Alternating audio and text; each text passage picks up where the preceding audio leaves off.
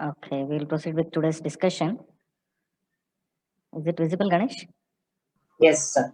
Okay, so finally we have come to the climax of Control System movie. Nyquist criterion, one of the finest and best technique that has been innovated by a mathematician called Nyquist. So my personal experience in teaching Nyquist is like it's a very complicated concept ends with a very simple equation. I mean, very simplistic question. So the background study required to do before going for the Nyquist criterion itself is a quite more, and it is interesting. So let me briefly give you some terminologies of the control system, whatever we have studied till now, the same thing, but put in a different way. So let us look at this simple table where OLTF is open loop transfer function, CLTF is closed loop transfer function, CE is characteristic equation of closed loop transfer function, then 1 plus GH, then zeros of 1 plus GH, poles of 1 plus GH, and poles of GH. So these 2 points are like quite different. We had not discussed anything about this. So let us proceed with the meaning of this table. And before that, I would like to tell that Nyquist criterion or the root locus or RH criterion, they are not restricted to any standard transfer functions. They are applicable to any transfer function. Okay. So whichever is the transfer function, whatever is the order or type, you can use RH criterion or you can draw the root locus. Similarly, you can apply the Nyquist criterion. So the standard second order transfer function was considered only for the derivation of some time domain as well as frequency domain specifications. So then,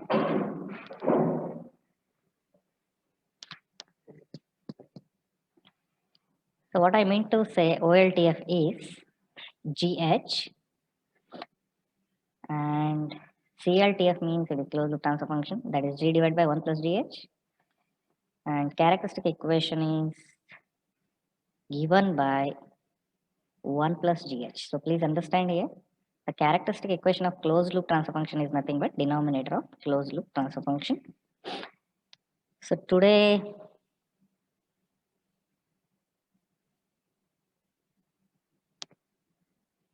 okay. So today, I request everyone to concentrate more and please raise your query as and when you face any difficulty, and keep one calculator, pen, pencil. Okay, because Nyquist criterion is not only difficult from the perspective of learning, it is also difficult from the perspective of teaching. So that's why whenever you need a notes or any calculation, please do it without fail.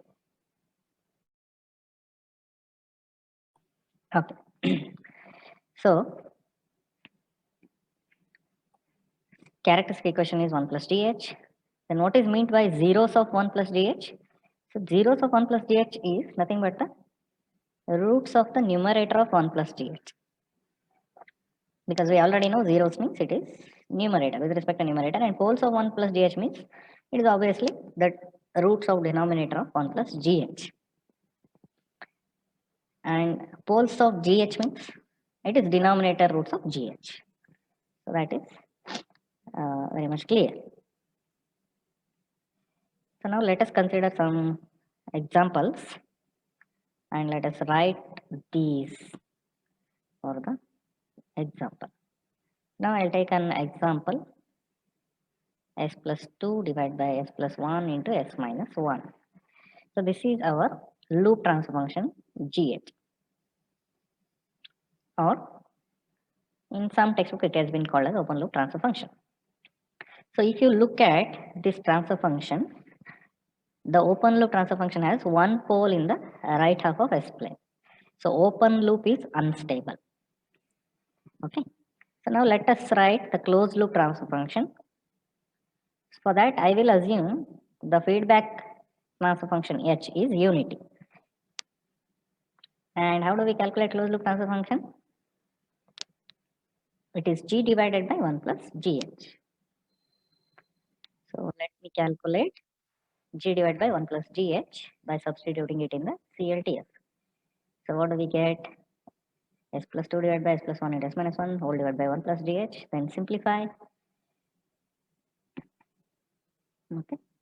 So simplifying this, we get S plus 2 in the numerator divided by S square plus S plus 1.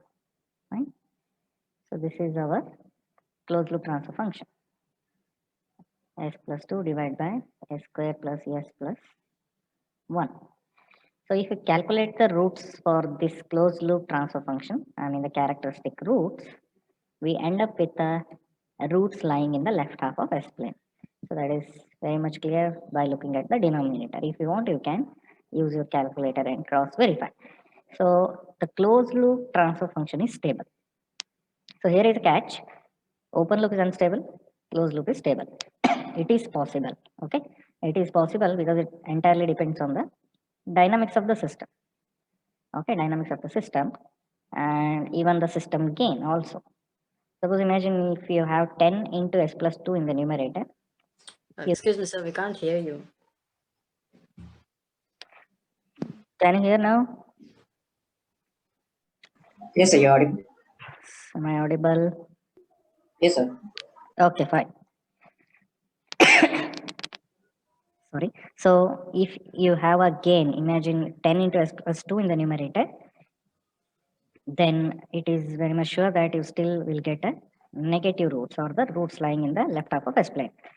So your stability depends, your closed loop system stability depends on dynamics of the system. So I will make it more general. So next, let us look for characteristic equation of the closed loop, CLTF, the third one. So what is characteristic equation? It is denominator of closed loop transfer function, which is S square plus S plus 1. Okay, this denominator. Next, let us write what 1 plus GH. What is 1 plus GH? So many of you may say it as a denominator of closed loop transfer function, but there is a slight change. There is a slight change in writing 1 plus GH. So what I mean to say 1 plus GH actually is 1 plus the open loop transfer function. 1 plus open loop transfer function, which is obtained by writing this expression. So you will get S square plus S plus 1 in the numerator and S plus 1, S minus 1 in the denominator. So this is actually 1 plus GH, what I wanted to tell. Okay, so 1 plus GH is again a transfer function whose numerator is same as characteristic equation. So we'll come to that point. So now how do you get zeros of 1 plus GH? It is obviously from the roots of this. And what is poles of 1 plus GH? It is the denominator of 1 plus GH. Then what is meant by poles of 1 plus GH? Poles of GH is just the denominator of GH part. Okay, denominator of GH part. So these are little confusing terminologies and you'll get familiar once we solve some numericals later. That this is essential before proceeding the Nyquist criteria. So highlighting the similar parts, zeros of 1 plus GH are nothing but the characteristic roots or the characteristic equation of closed loop transfer function.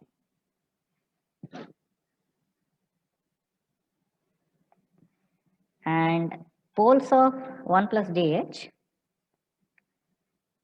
or the poles of GH are same. Okay. So 1 plus GH is very much related to VOLTF as well as CLTF. I repeat, zeros of 1 plus GH means look at this transfer function.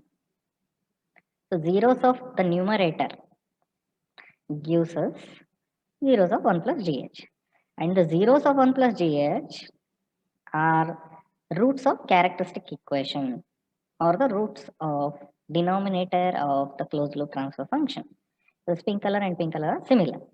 Similarly, the green color, poles of 1 plus GH, that is S plus 1, S minus 1, are same as poles of GH. Same as poles of GH. Now let me take another example.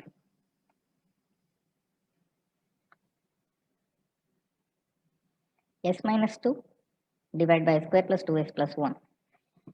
So open loop, is it stable or unstable? Just by observation. It is stable because the roots will have a negative real part and they lie in the left half of S plane. So that is open loop stable. Now how do you get the closed loop transfer function? It is G divided by 1 plus GH. So S square plus 2S plus 1 I have rewritten as S plus 1 into S plus 1. Both are one and the same.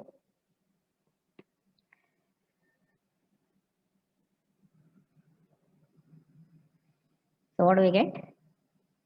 We get S minus 2 divided by S square plus 3S minus 1. S square plus 3S minus 1 is our closed loop transfer function. So let me calculate the roots of this. Okay. So there are two roots. One is the positive real part and one with the negative real part. So obviously the system is unstable. Unstable because of the positive root in the RHS of S plane. It's a kind of revision also. So please concentrate. Unstable. And what is the characteristic equation for this? It is S square plus 3S minus 1. Then what is 1 plus GH for this? So let us find 1 plus GH for this. It is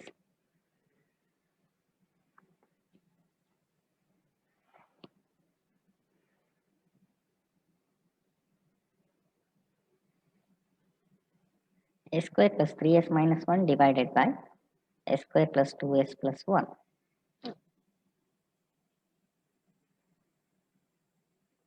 Then what are the zeros of 1 plus dh? That is the roots of numerator.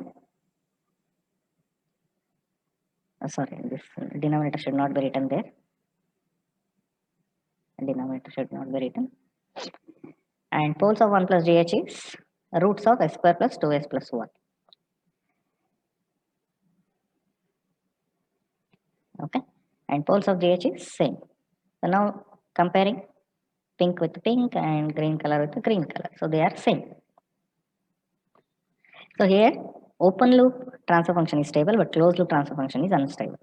So we can't help. System dynamics is like that. So we cannot help that if it is stable in open loop, in closed loop it is not guaranteed.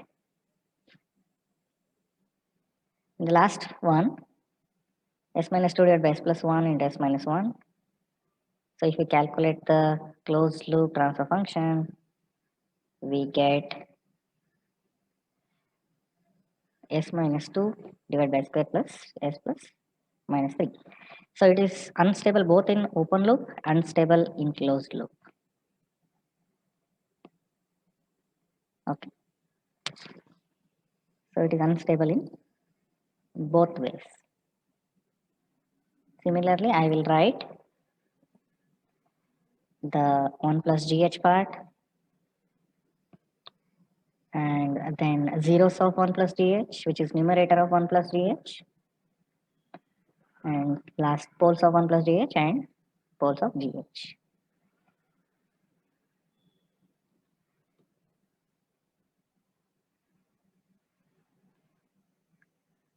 Okay. So just these are all prerequisite. I repeat once again, these are all prerequisites for understanding Nyquist criterion. I mean, for a thorough understanding, these are required. So what is the importance of zeros of 1 plus dh? Zeros of 1 plus dh are nothing but characteristic roots of the closed loop transfer function. So obviously they are related to stability. Stability is indeed dependent on the closed loop poles or zeros of 1 plus gh. And poles of 1 plus gh are nowhere related to stability. So they are not important at all because they are not highlighted in denominator of closed loop transfer function. So what I would like to say is zeros of 1 plus gh and the closed loop poles are same.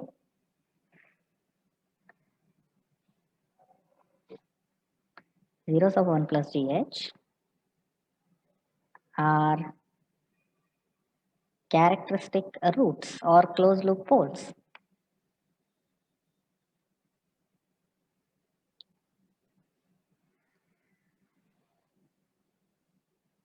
And poles of 1 plus GH and GH are same.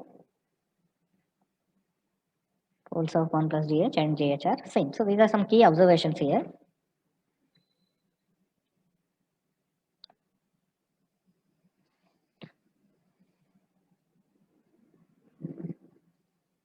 So with these observations, we'll move on to the next step.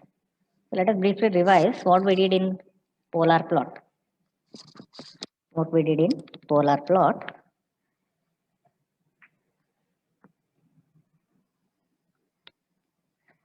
Today I'll be a bit slow because I'm not in a hurry. The last working day has been extended, so let us have some more discussion in understanding the concepts. So what was the polar plot? Polar plot was mapping the positive y-axis of S plane or the j omega axis of S plane on the GH plane. On the GH plane. I have not done much numericals because it is just substitution and mapping that anyone can do. So some case it was mapped with this shape. In some transfer function, the mapping was like this. And in the third case, it was something like this. So for different transfer functions, you end up with a different polar plots. Okay, so this is obviously for given transfer function GH. So this we call it as conformal mapping. Okay, so this is what we did in polar plot. So now let us map a closed contour from S plane to GH plane. S plane to GH plane. Before that, let us do one intermediate step, that is map it to 1 plus GH plane first and then let us map to GH plane. Okay, so closed contour in the sense it's not a straight line. Okay, instead some shape which has a same starting and ending point. Okay, so that we can define as a closed contour from S plane to 1 plus GH plane and GH plane. So how GH plane can be obtained or how GH can be obtained from 1 plus GH? Simplest algebra, just subtract -1. From this term, you will get GH. So keep this in mind. GH can be obtained from 1 plus GH by subtracting -1. So contour is any shape, can have some shape.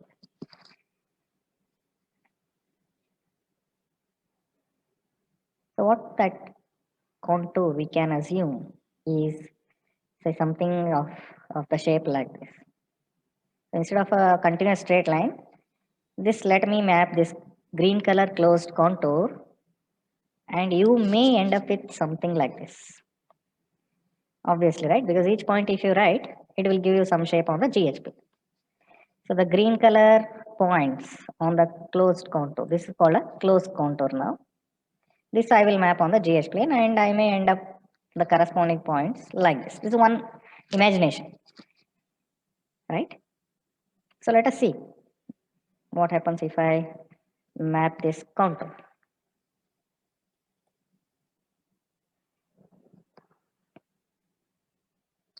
So for that, I will take the same example instead of the new one. So let us take this example. Okay, open loop unstable, closed loop stable. The first example.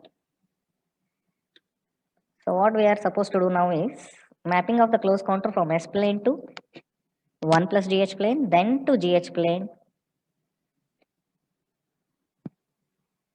And GH plane is obtained by subtracting -1 from the 1 plus GH.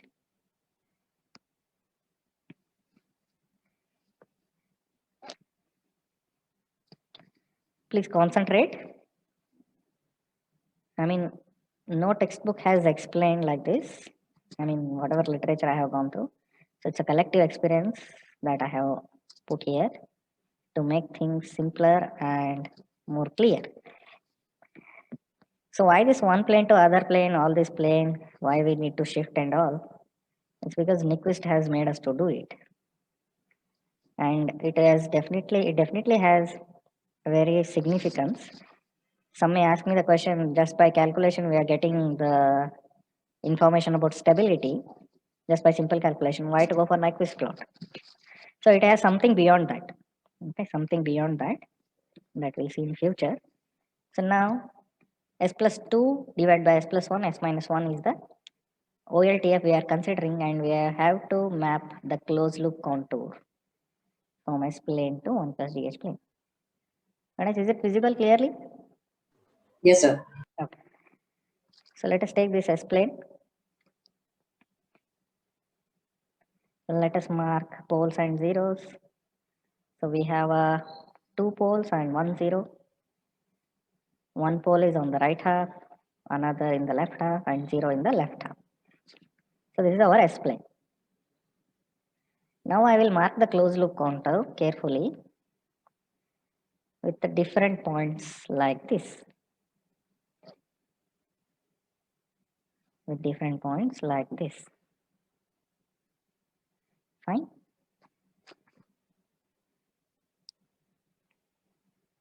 Let me mark those points as 0 origin, then j, then 1 plus j, 2 plus j, 2, 2 minus j, 1 minus j, and minus j. Because this plane is a complex plane, it has real and imaginary axis. And let me take the shape of closed loop contour as clockwise. Like I assume I am moving in a clockwise direction, and I will number the points as 1, 2, 3, 4, 5, so that it will be easier for me when I start mapping. Any doubts till this point? Just listen to the story and then you can raise any queries. So these are the S-plane points: 0, j, 1 plus j, 2 plus j, 2, 2 minus j, 1 minus j, and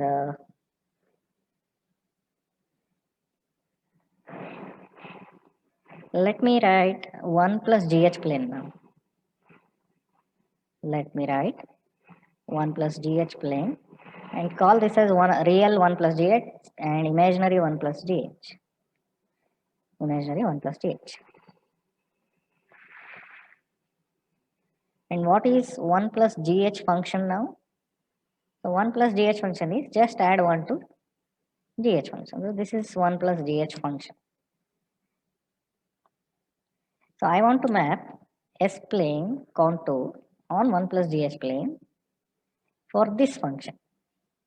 For this function. So what is the simplest way? Simplest way is start substituting each point here and mark the corresponding point here. So that's it. It is called mapping. So I'll write 1 plus gh here. And first point is, no doubt, it is 0. The first point is 0. So substitute 0 there. What you will get? 0 plus 2 divided by 0 plus 1 into 0 minus 1. So 1 minus 2, you will get the value as how much? Minus 1. 1 minus 2 is minus 1. Next. So this point has been mapped as minus 1 on 1 plus gh plane. So we need to find out minus 1 on 1 plus gh plane. So next, how to map the second point? So substitute j here. You will get all the points. So substituting j here, you will get all the points. So it is just an imaginary value minus 0.5. So next go on substituting the remaining points 1 plus j.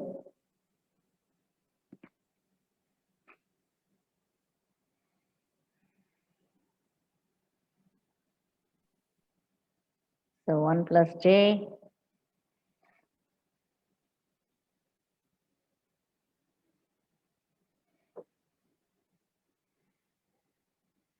Okay, so these are the values you will get. So like that, if you proceed for the remaining points, these are the values of 1 plus gh you can get. Then what about the substitution for 2 minus j? So 2 minus j is complex conjugate of this term. So obviously the mapped point will be complex conjugate of this point. So the remaining points I can write easily in terms of complex conjugate. So there is a small typo here. This should be minus j. Okay, this point, the 8th point is minus j. So for minus j, you will get plus 0.5 j. All other remaining points are complex conjugate. If you want, you can calculate yourself. Okay, so let us not stop here because these are simplest and these are not required in future also. So just listen to whatever I do. So here, when s is equal to 2, the real value, the corresponding mapped value is 1.33. That is also real value. That's why I have written J0, no complex part.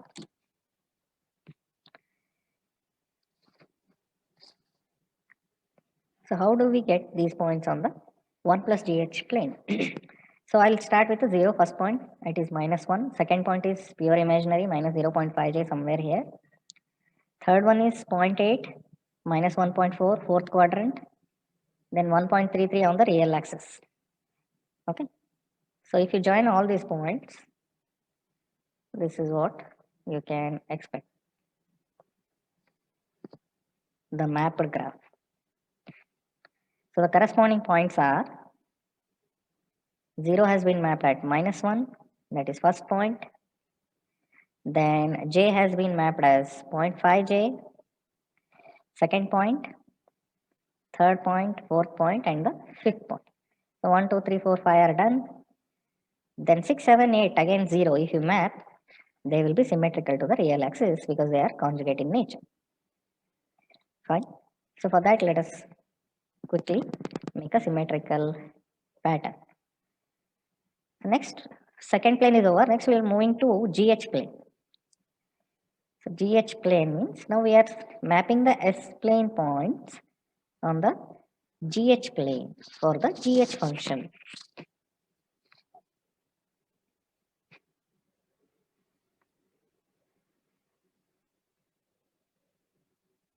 So what is GH function? It is S plus 2 divided by S plus 1, S minus 1. Straight away the given OLTF is GH function. So now if I want to get the mapping of S plane on the GH plane, what is the procedure? Substitute all these points on the GH function.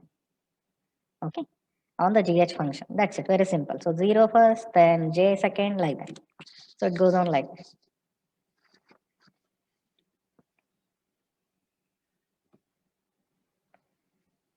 So if you substitute 0, what you will get? 0 plus 2 divided by 0 plus 1, 0 minus 1.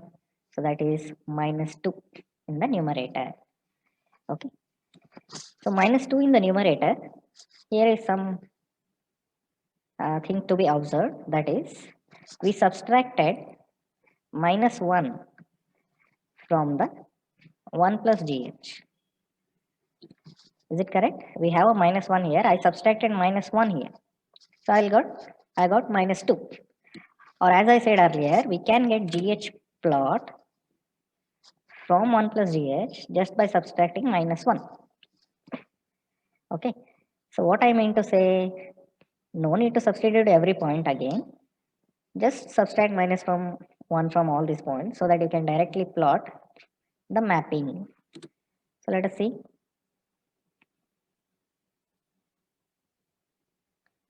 Okay, for this also you will get minus 1 subtracted, the real part, minus 0.5j as it is. So first point has been mapped to this, second point has been mapped to this from S plane. And there is a relation between 1 plus GH and GH. That also you should keep in mind.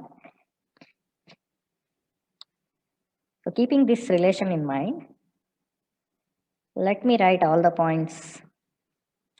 Let me write all the points and each S plane point will map to this one. Okay, till the last point.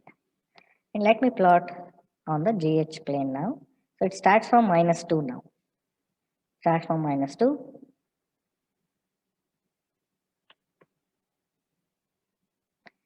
Then we have second point minus 1, minus 0.5 approximately here in the third quadrant. Then minus 0.2, minus 1.4i in the third quadrant again. Then plus 0.6, minus 0.7i in the fourth quadrant, approximately somewhere here. So I'm making some approximation. And the last one is real value 0.33 on the real axis. So if you join here all the points, this is what we get. First point, second point, third point, fourth point, fifth point. So S plane to GH plane. And this is the direction in which it will move. Okay. And symmetricity again because of the complex conjugate terms. So this is what we get. Okay.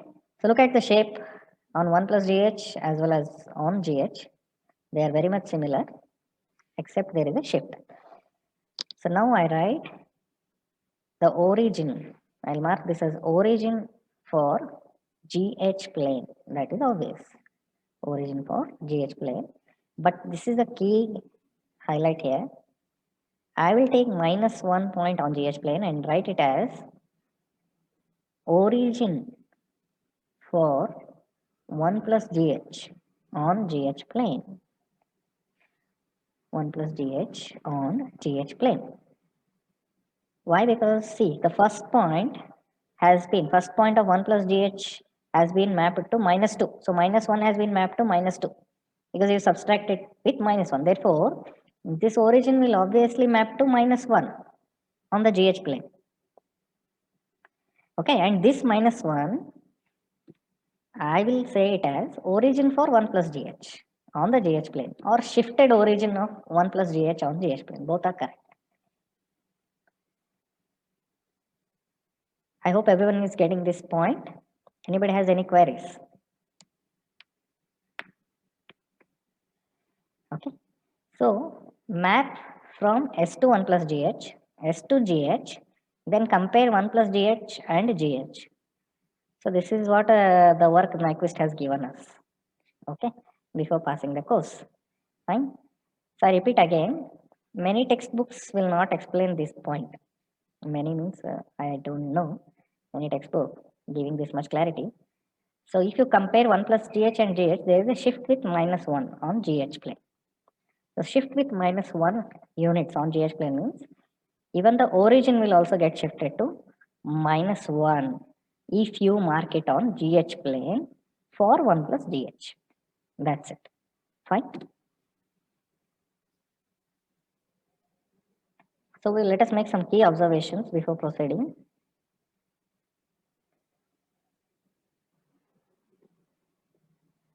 What is the first one? If there is a clockwise encirclement around the pole in S plane, then there is a anti-clockwise encirclement in GH plane. In GH plane or 1 plus GH plane. Fine. So this is what statement I am writing. So if you have pole in S plane around which there is a clockwise contour, then the mapped contour is anti-clockwise in GH plane or 1 plus GH plane. Okay. So at this junction, at this point, you just understand if you draw the contour around a pole in S plane, which is in clockwise, the corresponding contour or the mapped contour is anti-clockwise in GH plane or 1 plus GH plane. What is the second observation?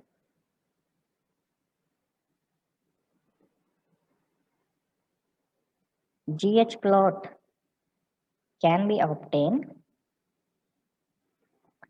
from 1 plus GH plot, 1 plus GH plane by adding minus 1. So not just minus 1, I will make it as minus 1 plus J0, which is as good as minus 1. By adding minus 1 to 1 plus GH. Fine. So GH plot can be obtained by adding minus 1 to this.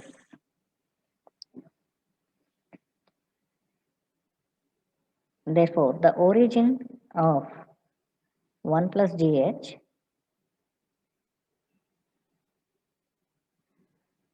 will get shifted to minus 1 plus J0 on the GH plane. On the GH plane. And the last one, which is important one,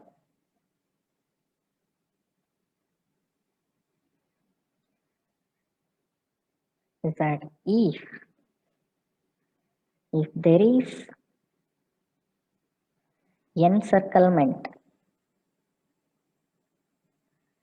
around the origin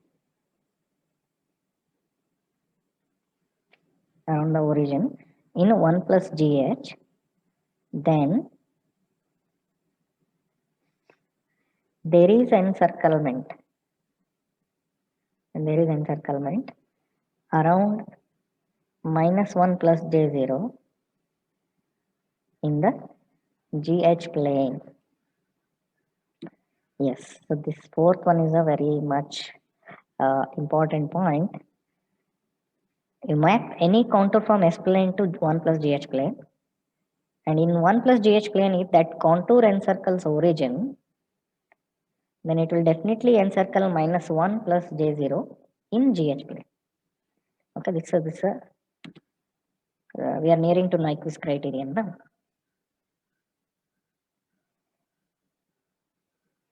Okay, so these 4 points we will repeat for the next example. Let us cross verify for the next example. So this is a closed contour, as I said earlier. I forgot to write here. So next example is the second one, which we took it from the same set of examples during the beginning.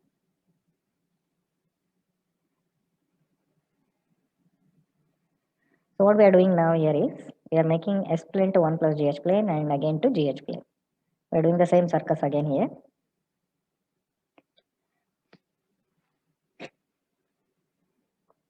So I will take S plane, then I will take the closed contour.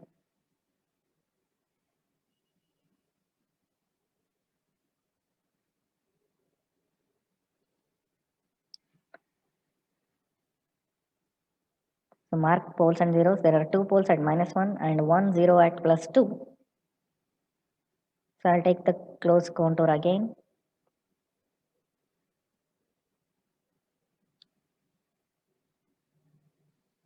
So now different points I am considering. It's my wish, your wish.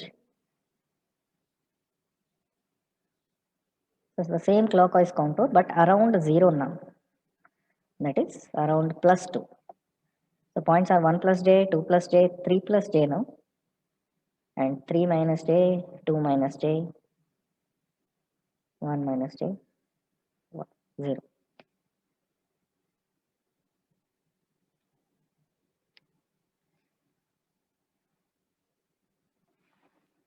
So let me write down all S plane points.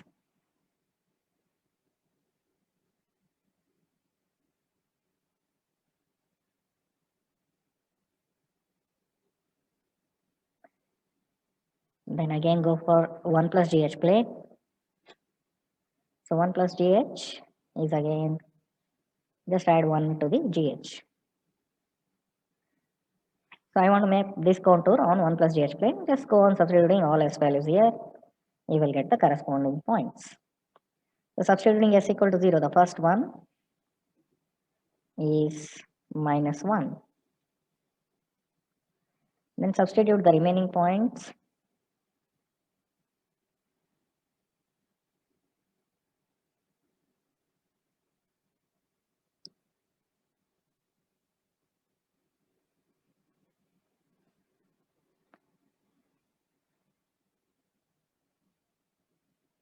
So I have done the calculation for all. You can also try it.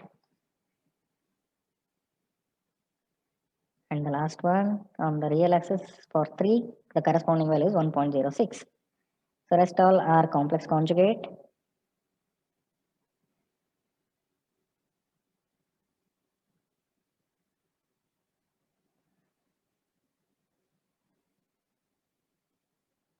These are all mapped points on 1 plus GH. 1 plus GH. So first point is -1, second point is both positive in the first quadrant, third point is again in the first quadrant, fourth point is in the first quadrant. So all first points are in the first quadrant except -1. So if you mark, say, approximately on the graph, what shape you will get is something like this.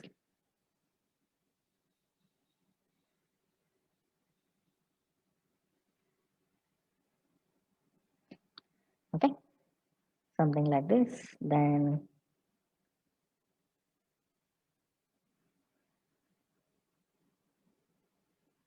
if you map the other points which are complex conjugate in nature, you will get a symmetrical shape about the real axis. So next immediately go to the third mapping, that is for GH plane. So GH plane, how do we get GH plane? It is by subtracting -1 from 1 plus GH. So all the corresponding mapped points should be subtracted with -1. So cross verification, the first point, if you substitute 0 here, 0 minus 2 divided by 0 plus 1 into 0 plus 1, so the starting point is -2. So -2, which is also -1 minus of 1 equal to -2, subtracting -1 from -1. So this is what we get. Subtract 1 from all the points. Cross verification can be done by yourself.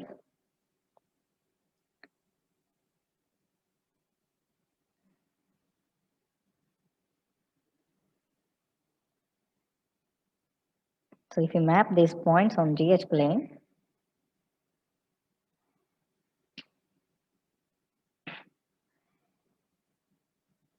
you will get the same shape.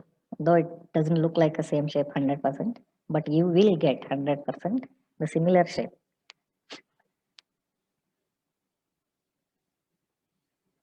Okay. So what is the key observation to be made here? For this closed loop contour and for this 0, around this 0. So the key observation we can write is, if there is a clockwise encirclement, can anyone tell me the key observation? Encirclement around the 0 in S plane. In S plane,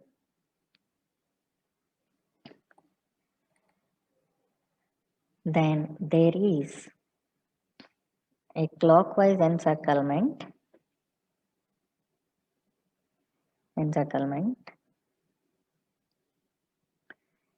the GH plane or 1 plus GH plane. So clockwise encirclement around a 0 on S plane gives us a clockwise encirclement in GH plane or 1 plus GH plane. So for 0, clockwise, for a pole, clockwise will give us anti-clockwise. Okay, so for this present example, what are the other observations? So what are the other observations? So the second observation will remain same. That is, GH plot can be obtained from 1 plus GH plane by adding -1 to 1 plus GH. So there is nothing new. Second, third and fourth will remain same. So the fourth one is again true for this case also.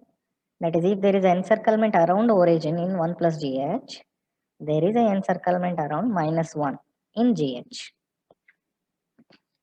Fine.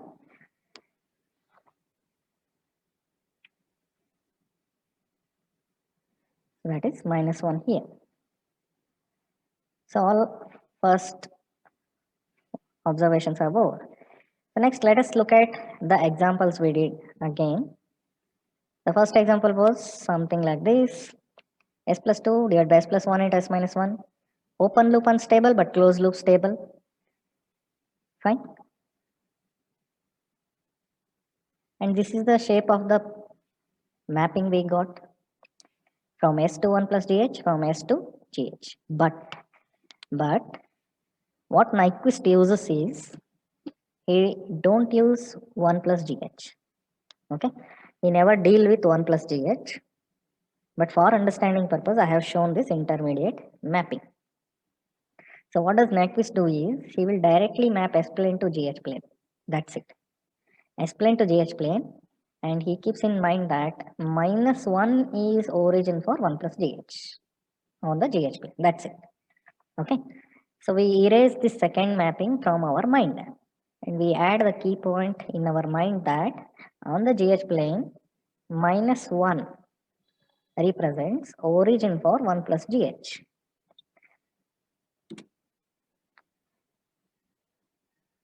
Let's hold on. What does the Nyquist is going to tell about stability? So this is intermediate step. Because if I directly tell you without drawing this diagram, as -1 is a origin for 1 plus GH, anybody would get confused. So to avoid that, this intermediate step. And similarly, let us look at the second example we did. So what we did is open loop stable and closed loop unstable.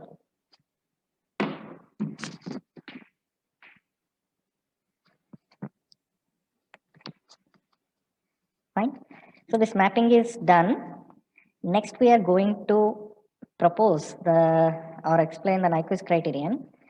But before proceeding, I will take just 5 minutes break, because I have to end up this lecture so that the video can be saved only for 1 hour. Okay, with a less memory, so that you can access it easily. Otherwise, if I take the class continuously, I have to save a video for 2 hours, which will take more memory. So you cannot access it easily. I will end and I will come back by exactly 5:25. Ganesh, is it okay? Yes, sir. Yeah, I'll come back by 5:25. Please hold on. Don't leave.